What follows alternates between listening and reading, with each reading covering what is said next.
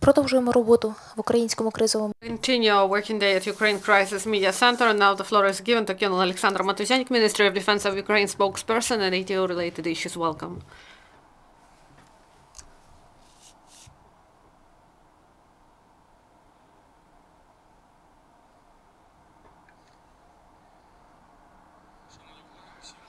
Good afternoon, dear colleagues.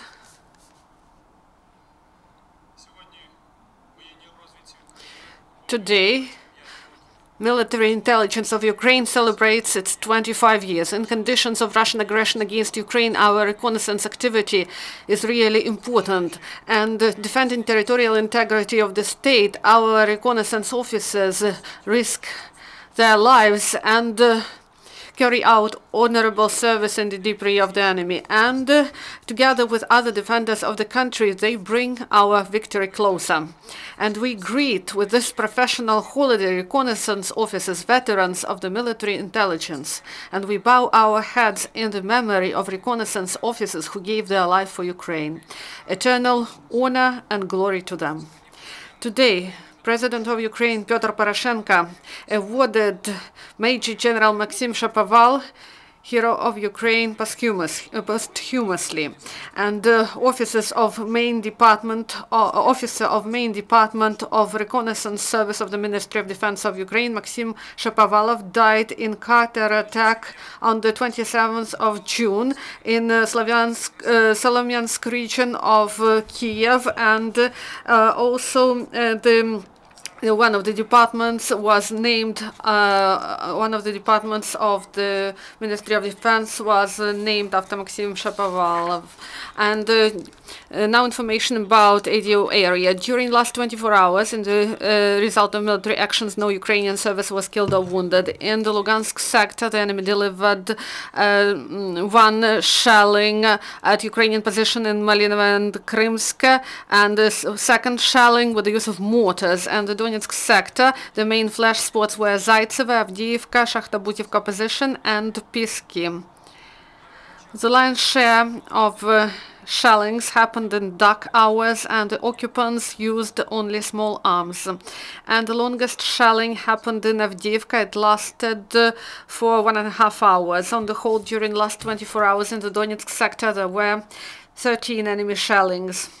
The Mariupol sector, traditionally, the situation was tense in the south areas. This is Pavlopil-Shirokina part of front line.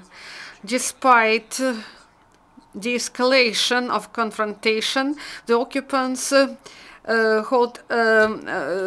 they continued to deliver precision fire at nearly all of our positions, and at Lebedinsk they had 7 enemy shellings, and also the situation was tense in Gnutovo, Vodene, and in other positions. And on the whole, during last 24 hours in the Mariupol sector, there were 19 enemy shellings. Now, information about training of Ukrainian armed forces.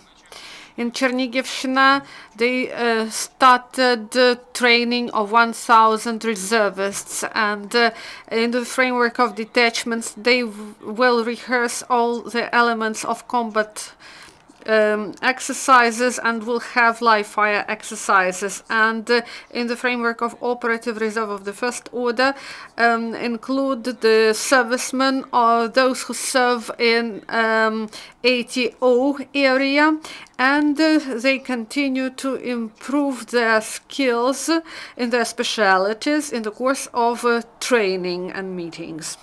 And in Chernigivshina, they have a contest for a best tank platoon of the armed forces of Ukraine. During 7 days, tankmen who became the best in land forces and marine forces and high mobile landing forces compete for the title of the best in the country. And on the whole, 3 teams each includes 12 servicemen, and they compete in 5 nominations: sports, professional, driving of combat vehicle, offensive and defensive actions.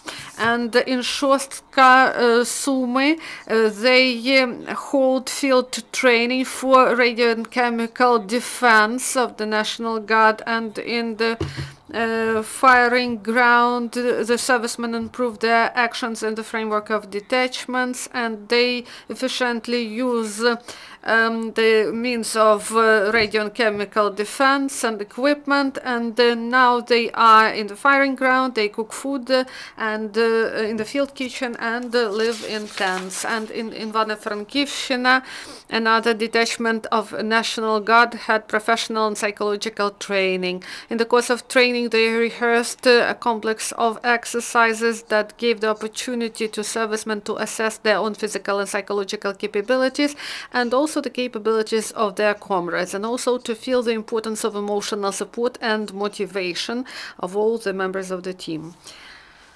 And lastly, 10 trucks from international charitable organization and 1 truck from the International Committee of Red Cross went from Novotroitsk checkpoint to uncontrolled territories, bringing